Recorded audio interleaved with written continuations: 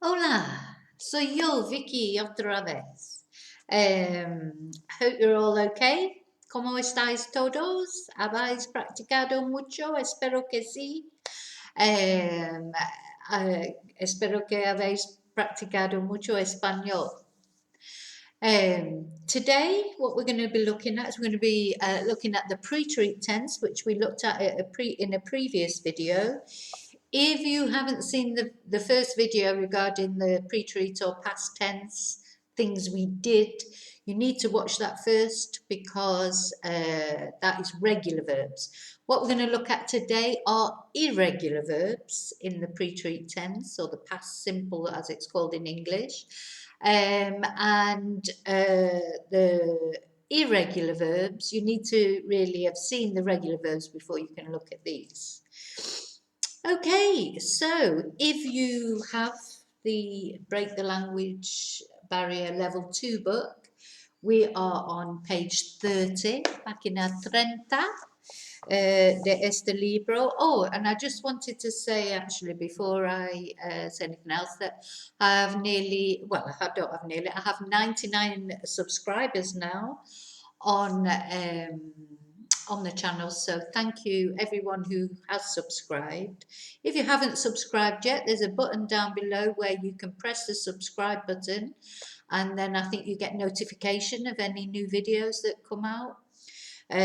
So anyway, thank you to all the people that have done so far, and the ones that have given me thumbs up on the videos. If you like this video, hopefully you'll do the same thing.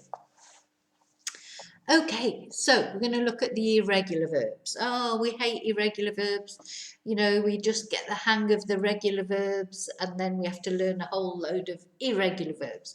So what is an irregular verb? Well, an irregular verb is a verb that doesn't follow the normal pattern. For example, in English, in this tense, the verb to eat is irregular, because if you were saying, you'd say yesterday I ate my lunch. You wouldn't say yesterday I ated my lunch. So, because normally in this tense we add ed in English onto the end of the verb, like lived, walked, danced. But with eat, we don't. We say I ate. So that's an irregular verb. And in Spanish we have quite a few irregular verbs also. Now, what happens to the irregular verbs is, whereas if you've done any Spanish so far, if you've done present tenses and a few past tenses, you will know by now that in Spanish, when we conjugate a verb, when we put it into the I, you, he, she, it, we, use, they, when we put it into past tense or present tense, the first thing we do is we take off the ending of the verb. So, for example, let's take we're taking irregular verbs as an example. Number 1 on page 30. Hacer. Hacer is to do or to make. And normally then, when we're conjugating it, what we will do is we will take off the ER at the end.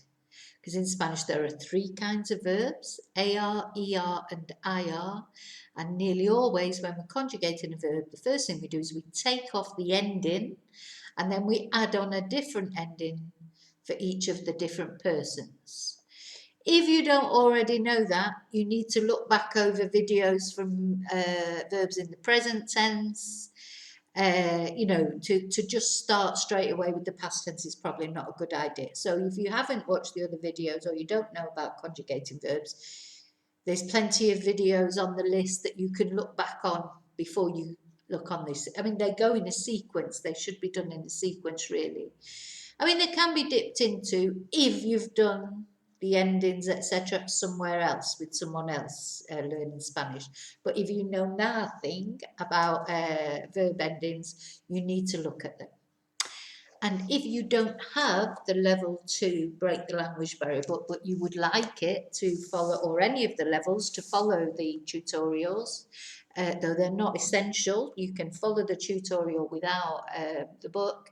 But if you would like the book, they're available either through our website or on any Amazon site. Okay, Break the language barrier, various levels, 1 to 4. This is number 2, and Vicki Riley is the author. Okay, so let's go back to number 1 in these irregular verbs. The verb hacer, to do or make. So in this tense, in this past simple tense or this preterite tense, that would be did or made. Okay, yesterday I made a cake. Yeah.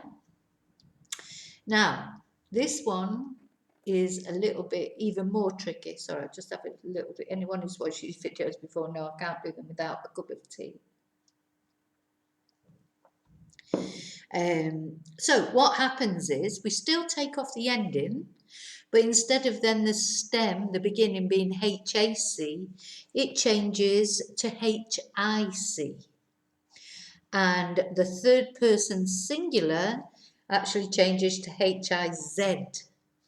So when we conjugate it, we will have hice, hiciste, and the irregular verb endings have their own set of endings, which are here underneath the verbs, which are iste, o, imos, istes, hieron.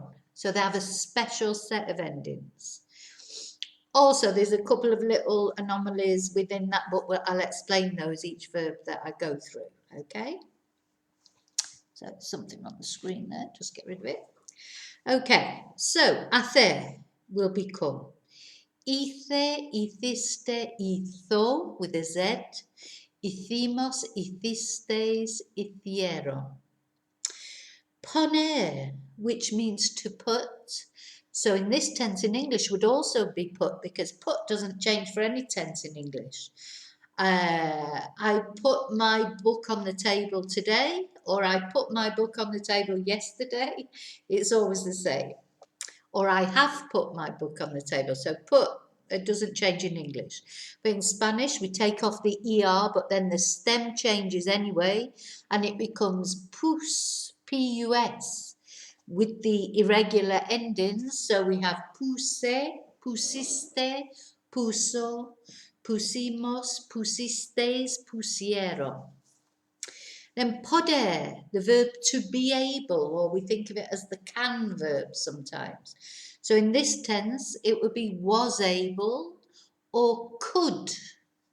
Something you could do yesterday as opposed to something you can do today.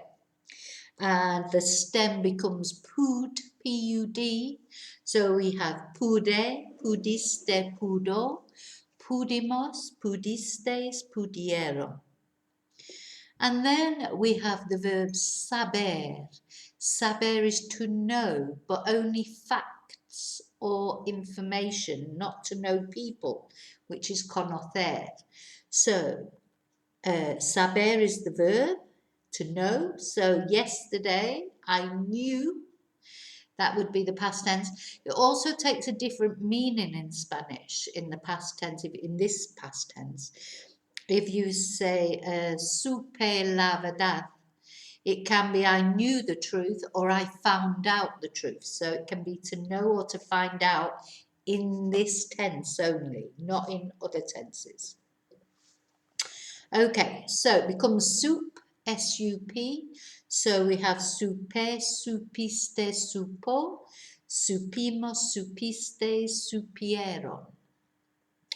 And then we have good old estar, to be, or one of the verbs to be, and that becomes estuve with a V. So when we conjugate it, we've got estuve, estuviste, estuvo, estuvimos, estuvisteis, estuvieron. And then we have dar. Now, dar is to give. It's an AR verb. Oh, I didn't say what estar was in this tense. It'd be was or were. And dar in this tense will be gave. Yeah. Yesterday I gave him the key. Now, dar is irregular because it actually takes the endings for regular ER verbs. So although it's an AR verb, Doesn't take these endings for the other irregulars. It takes the endings for regular ER verbs, but no accent. So if you go back to what our regular endings were, you will see the ER endings are iste, io, imos, istes, ieron. Now, normally there's an accent on the first and third person singular, but not on this one. So we end up with di, diste, dio, dimos, distes, dieron. Then number 7, we have tener, to have. So in this past tense will be had, and this becomes tuv, T-U-V, tuve, tuvimos, tuvis, tuvo, sorry, tuve, tuviste, tuvo, tuvimos, tuvisteis, tuvieron. And then we have the verb decir. Decir can mean to say or to tell. So in this tense it would be said or told. And the stem for this verb is dich, D-I-J. And the third person plural, we only add eron, we don't add ieron. So what do we end up with? Dique, diquiste, dico, diquimos, diquistes, diqueron. Then we have numero 9, conducir, to drive. So in this tense it will be drove. And we have, again, in the third person plural, we lose the I. So we have conduque, conduquiste, conduco, conduquimos, conduquistes, conduqueron, not conduquieron. Then in numero 10, we have traer, which is to bring. So in this past tense will be brought. And again, we lose the I in the third person plural. So we have traque, traquiste, traco, traquimos, traquistes, traquero. Then we have the verb querer, which is to want. So in this tense will be wanted. And again, this has a special meaning in the preterite tense, which is to either to want to do something, but also in the negative, to refuse. So if you say, no quise ir a la fiesta, that can be, it can be I didn't want to go, but it's also I refused to go to the party. Anyway, so this stem is quis, Q-U-I-S, and we put the endings on and we end up with quise, quisiste, quiso, quisimos, quisistes, quisieron. We do have the I with that one. And then the last one, numero 12, we have venir, to come. So in this tense, in the preterite tense, will be came, and the stem becomes vin, V-I-N. So we have vine, viniste, vino. So the third person singular, he or she came, is vino, the same as wine. So sometimes there's a good way to remember it is vino con vino. He came with wine or she came with wine. Always a good friend that comes with wine. So, vine, viniste, vino, vinimos, vinistes, vinieron. Vale? Okay, so that's our verbs conjugated. Then in practice B, you had some, if you've got the book, or you can follow it anyway, because I'll read out the sentences in English first before I translate them into Spanish. But if you do have the book on page 31, there's some sentences that you had to translate that use these verbs. T.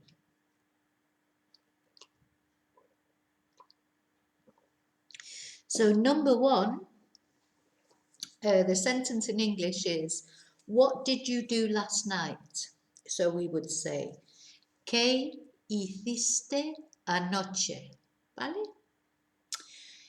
Número dos, where did you put the newspaper? So put is poner, so you would say, ¿Dónde pusiste el periódico? Number three, he gave Carmen a present. So that will be, you could use the L if you wanted to make it clear that it was a he rather than a she. Él dio a Carmen un regalo. Or dio un regalo a Carmen. I mean, various ways, order-wise, but basically, he gave Carmen a present. Él dio un regalo a Carmen. We drove here yesterday. Conducimos aquí ayer. Conducimos aquí ayer. They came to Spain in August. Number 5. They came, vinieron. To Spain, a España, in August, en agosto. Okay, numero 6, she wanted to buy the house last year. So she wanted, either quiso or ella quiso, comprar la casa, buy the house, el año pasado, last year. Número 7, in 1999, I had my first child. So, in Spanish, as we've said before, you say 1999. So, en 1999 tuve mi primer niño. Número 8, the waiter brought the menu to the table. So, the waiter is el camarero. Brought, he or she, well, she obviously would be la camarera, actually, so we'll presume this is a male waiter. El camarero trajo la carta or el menú a la mesa. Número 9, we couldn't sleep last night. So, we couldn't, remember, is a verb in itself. This is what we would use poder for. No pudimos, we couldn't. Then we'll use the infinitive for sleep, dormir, last night, anoche. Número 10. What did yous say to Pablo? Okay, so, ¿qué dijisteis, you plural, ¿qué dijisteis a Pablo? Remember, we don't translate the did, in a question, these helper verbs that we use in English to make questions, do or did, you don't translate in Spanish, you just say, what you said to Pablo. That's literally what you're saying. Okay, número 11. Did you know how to open the door? Well, to know how to do something is saber. So that's the verb we would use here. It changes to soup. So it's supiste, did you know? And that is the how to as well, because saber is to know how to do something. So literally fits nearly half that sentence is in just one word. Supiste abrir la puerta. So then we use the infinitive for the verb to open. Supiste abrir la puerta? Then number 12, where were you on Friday at 4 o'clock?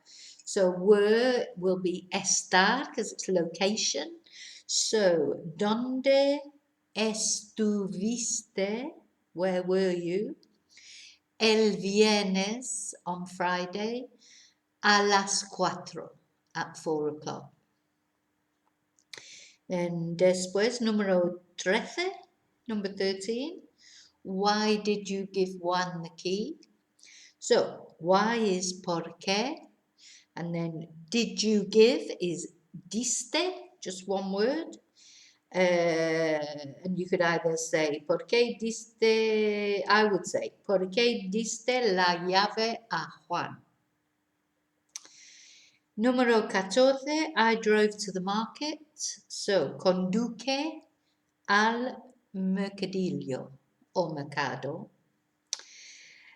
Y numero 15, they brought us a bottle of wine. So we can use a pronoun there.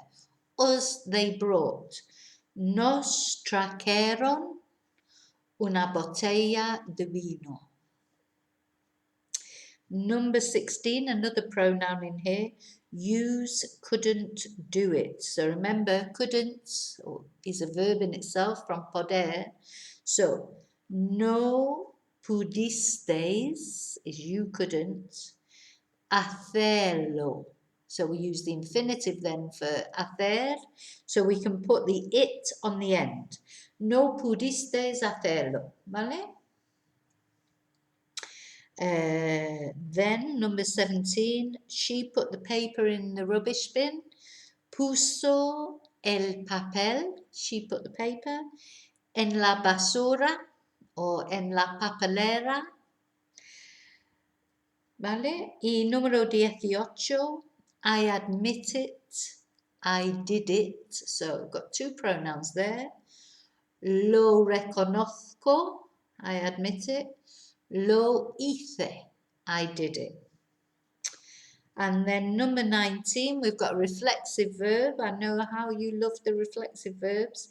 She made herself a cup of coffee yesterday afternoon. So it'd say, se hizo, she made herself, se hizo un café o una taza de café ayer por la tarde.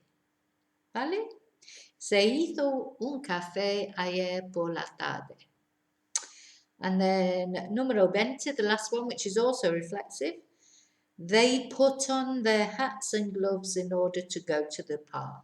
So, se pusieron, yeah, they put on either sus sombreros y guantes or just los sombreros y guantes, because we don't have to personalize things in Spanish. In order, the reason I've put in order therefore is to remind you to put in para. We'll quite often have to throw in a para. So, se pusieron sus sombreros y guantes para ir al parque. So, in order to go, so ir is in the infinitive. Se pusieron sus sombreros y guantes para ir al parque. Vale, muy bien. So, how many did you get right? If you did do it in the book, I hope you got them all right, because it should follow on okay. You might get little something that always comes up in class with students. It's virtually impossible to get every single word absolutely correct. You might get some of the little words wrong, the as, or you forget to make something masculine, or blah, blah, blah. Please don't worry about that. Concentrate on your verbs. Your verbs are important. Your verb endings are important. If you get them right, all the other little things won't matter for someone trying to understand you. And also, they will just iron themselves out as time goes on. Verbs, más importante, in my opinion. And, you know, as I say, I've been where you are now. I'm sure I still get little words wrong here and then when I'm speaking. You know, we can't be perfect. You only have to think of somebody you know who speaks really good English and they still get little things wrong, but you think, oh, their English is brilliant. And they probably worry over the little words that they get wrong also. Speaking of which, you may have noticed that I have been making videos also for people that are learning English, and I'll be making a lot more of them as I go along. So if you know anybody who's trying to learn English or practice their pronunciation in English, or please pass the word on. And if you know anyone who's learning Spanish, please share this video with them if you think it will be useful to them. So, vale, ya está. Muchas gracias. Hasta la próxima. And if you liked it, remember, thumbs up, please. And if you want to subscribe, that would be great also. And if you haven't watched all the videos yet, then please, you know, there is it is a progression. So sometimes as videos go on, I might be using something that came up in a previous video. So it's always a good idea to make sure you've watched all the videos at some point. Or the thing is, you watch things you forget, and then so you can always go back and watch them again, you know, for just to reinforce what you've learned. They say you have to do things, I think it's 11 times before you remember them. You have to learn things 11 times before you remember them. So that means you need to do the exercises at least 11 times, and then you should be able to do them without thinking. Ok, muchas gracias. Hasta la próxima. Y bueno, practica mucho. Adiós.